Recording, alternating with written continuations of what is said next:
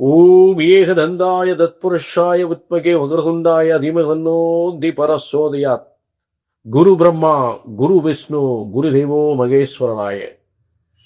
அனைவருக்கும் கோடான கோடி நமஸ்காரங்களை தெரிவித்துக் கொள்கிறேன். இது பிப்ரவரி மாத பலன்கள். ஸ்ரீ விசுவாச ஆண்டு தை மாதம் 18ஆம் தேதி ஞாயிற்றுக்கிழமை பௌர்ணமி அன்று பூஷ நட்சத்திரத்தில் பிரிதி யோகத்தில் இந்த பிப்ரவரி மாதம் தொடங்குகின்றது. இந்த 2026ஆம் ஆண்டு 2ஆம் மாதமாக, இந்த 2ஆம் மாத பலன்களாக, பிப்ரவரி மாத பலன்களாக, அதுவும் உங்கள் வெற்றியை நோக்கி அடுத்த கட்டத்திற்கு நகரக்கூடிய இந்த கிரக அமைப்புகள், இந்த கிரகங்களை சாதகமாக அமைகின்றதா பாதகமாக அமைகின்றதா என்பதை தெளிவாக பார்க்க போகின்றோம். அதற்கு முன்னால் ஒரு 2 விஷயம் உங்களுக்கு முன்வைக்க கடமைப்பட்டிருக்கேன். சொல்லுக சொல்லில் பயனுடைய சொல்லற்கு சொல்லில் பயனில்லா சொல். இந்த நிகழ்ச்சி சொல்லப்படுகின்ற சொல் பயன் தராத சொல்லாக இருக்கக்கூடாது. சொல்லுக சொல்லில் பயனுடைய சொல்லற்க சொல்லில் பயனில்லா சொல்.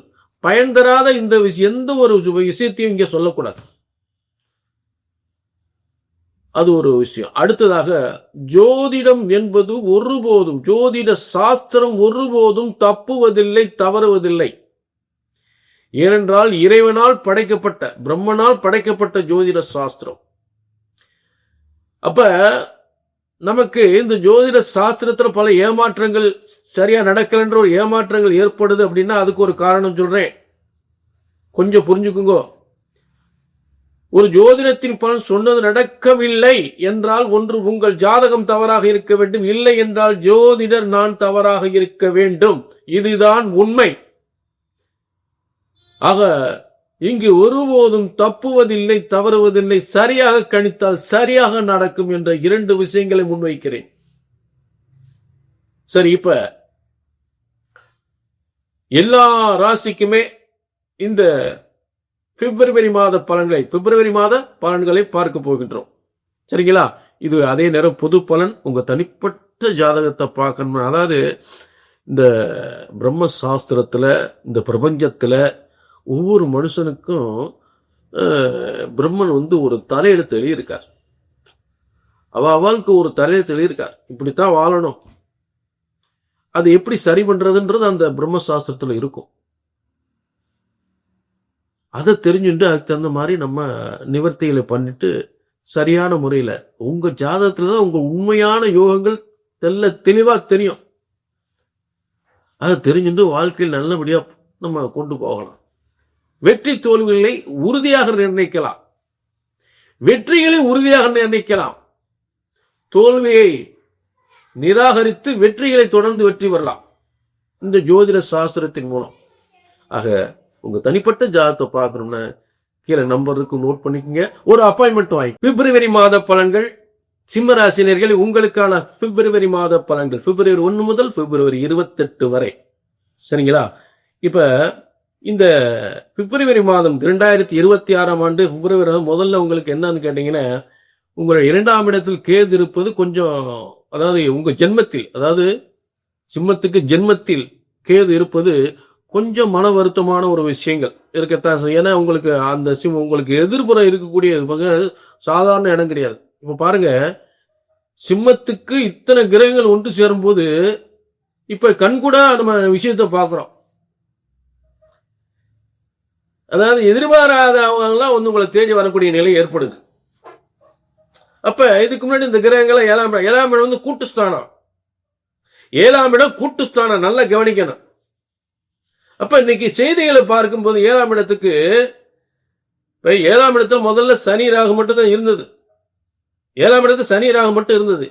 இப்ப என்னாச்சு? சூரியன், புதன், சனி, ராகு, சுக்கிரன். அப்ப 5 கிரகங்களும் போய் சுக்கிரன் ஒரு 7 நாள் மட்டும் மகரத்தில் இருப்பார். அப்ப பிப்ரவரி 7ல 5 கிரகங்கள், பஞ்சம கிரகங்கள் கூட உட்கார்ந்துருது. சூரியன், புதன், சனி, ராகு, சுக்கிரன். ஆக மிகப்பெரிய கூட்டு வெற்றி சிம்மராசிக்கு ஏற்படுகின்றது. அப்ப செய்திகளை பார்க்கிறோம். பார்த்து அப்படி கிரகங்கள் என்ன நடக்குது, கிரகங்கள் எப்படி அடுத்த கட்டத்துக்கு போதோ அது அந்த காரியத்தை அப்படியே செய்து சிம்மத்துக்கு. ஆச்சரியமான விஷயம். அப்ப கூட்டு தொழில் வெற்றியடையும், அரசியல் அரசாங்கத்தில் மிகப்பெரிய ஒரு கூட்டமைப்பு மிகப்பெரிய வெற்றி ஏற்படுத்தக்கூடிய அந்த காரியங்கள் நடைபெறும், தொழில் மிகப்பெரிய முன்னேற்றம் அடையும், அதுல மாற்றமே இல்லை. அடுத்து சிம்மத்துக்கு 4-9 செவ்வாய் அந்த பாக்கியஸ்தானம் என்று சொல்ல, பாக்கியஸ்தானத்தின் அதிபதியாகி 6ஆம் இடத்துல உட்காரார். அப்ப 6ஆம் இடத்துல இருக்கும்போது உயர்ந்த பதவிகளுடைய பொறுப்புகள் ஏற்படும். என்ன, வீட்டுல அப்பாவுக்கு உடம்பு சரியில்லாம போகும், அதுதான் தந்தைக்கு உடல்நிலை பாதிப்பை ஏற்படுத்தும். புரிஞ்சுட்டீங்களா? அதற்கு மற்றபடி பாதிப்பெல்லாம் ஏற்பட உயர்ந்த பதவிகள் கிடைக்கும். அதாவது சிம்மத்துக்கு பாக்கியாதிபதி 6ஆம் இடத்துக்கு வந்தா அந்த 9க்கு 10ஆம் இடம் தான் 6ஆம் இடம். ஆக நிர்வாகம், பொறுப்புகள், பதவிகள் கிடைக்கக்கூடிய இடம். இத்தனை சிறப்பு அம்சங்கள் சிம்மராசி கொண்டு. புரிஞ்சுட்டீங்களா? ஆக அதை விட உங்களுக்கு சிம்மத்துக்கு 5-11 5-8 குரு பகவான் லாபஸ்தானத்தில் இருக்கார். இதை விட என்ன வேணும்? புரிஞ்சுட்டீங்களா? அப்ப சிம்மத்துக்கு இப்போ நடக்கக்கூடிய காரியங்கள்லாம் கூட்டு வெற்றி அதிகமாக ஏற்படுது, அதுல மாற்றமே இல்லை. அதே நேரம் சிம்மராசினர்களே, இது பொதுவான பலன். உங்க தனிப்பட்ட ஜாதகத்துல தான் எந்தெந்த காரியங்கள் எந்தெந்த காலத்தில் வெற்றி அடையும் என்பதை தெளிவாக தெரிந்து கொள்ளலாம். உங்கள் காரியங்கள்லாம் ஜெயமாகுமா இல்ல தோல்வி அடையுமா அப்படின்றது உங்க தனிப்பட்ட ஜாதகம் மட்டுமே சொல்லும். புரிஞ்சுட்டீங்களா? ஆக இப்ப நான் ஒரே ஒரு விஷயத்த திரும்ப 2 விஷயம் சொல்றேன். 2 விஷயம், முக்கியமான விஷயம்.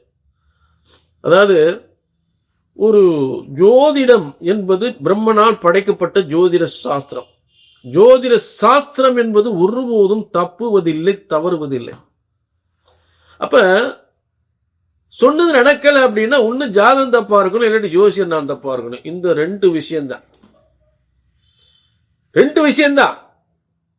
சொன்னது சரியா நடக்கல, உங்க ஜாதகம் தப்பா இருக்கும், இல்லாட்டி ஜோசியர் நான் தப்பா இருக்கும். இதுதான். ஆக பிரம்மசாஸ்திரப்படி சரியா உங்க ஜாதகத்தை சரியா கணித்தால் சரியாக நடக்கும், எதுனாலும் சரி. புரிஞ்சுட்டீங்களா? ஆக வெற்றி நிச்சயம். கீழே நம்பருக்கு நோட் பண்ணீங்க, ஒரு அப்பாயின்மெண்ட் வாங்கிக்க. வெற்றி நிச்சயம்.